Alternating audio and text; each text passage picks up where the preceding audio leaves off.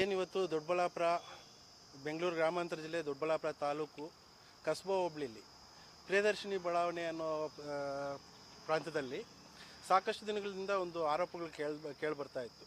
ಅಲ್ಲಿ ಒಂದೇ ಅಲ್ಲ, ದೊಡ್ಡಬಳ್ಳಾಪುರ ನಗರಾದ್ಯಂತ ಪಡಿತರ ಅಕ್ಕಿನ ಅಕ್ರಮವಾಗಿ ಮಾರಾಟ ಮಾಡ್ತಾರೆ, ದಾಸ್ತಾನು ಮಾಡ್ತಾರೆ.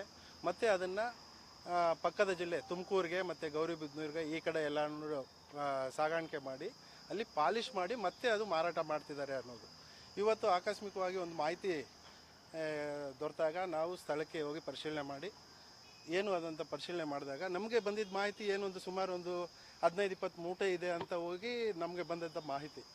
ಅಲ್ಲೋಗಿ ಡಿಪಾರ್ಟ್ಮೆಂಟು ಸಂಬಂಧಪಟ್ಟ ಇಲಾಖೆ, ಆಹಾರ ಇಲಾಖೆ ಮತ್ತು ಪೊಲೀಸ್ ಇಲಾಖೆಯವ್ರನ್ನೆಲ್ಲ ಕರ್ಕೊಂಡೋಗಿ ನೋಡಿದಾಗ ಸುಮಾರು 15 ಟನ್ ಅಕ್ಕಿ ಈಗಾಗಲೇ ಯಾರು ಪೊಲೀಸ್ ಇಲಾಖೆ ಮತ್ತು ಆಹಾರ ಇಲಾಖೆಯವರು ಬಂದು ಪರಿಶೀಲನೆ ಮಾಡಿ ಪ್ರಕರಣ ದಾಖಲಿಸಿಕೊಂಡು ಅದನ್ನು ಕ್ರಮ ಜರುಗಿಸ್ತಿದ್ದಾರೆ. ಆಹಾರ ಸಚಿವರ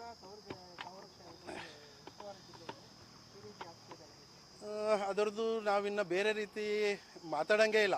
ಮೇಲ್ನೋಟಕ್ಕೆ ಎಲ್ಲ ಜನಕ್ಕೆ ಅರ್ಥ ಆಗುತ್ತೆ, ಅದು ಅವರ ವೈಫಲ್ಯ.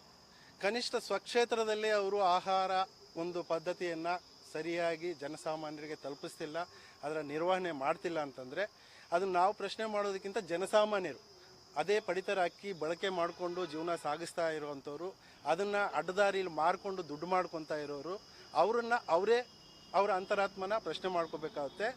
ಆದರೆ ಜವಾಬ್ದಾರಿಯುತ ಏನು ಸಚಿವರು ಇದ್ದಾರೆ, ಆಹಾರ ಸಚಿವರು, ಅವರು ಈ ಕಡೆ ಗಮನ ಕೊಡ್ತಿಲ್ಲ ಅನ್ನೋದಕ್ಕೆ ಇದು ನೇರ ನಿದರ್ಶನ.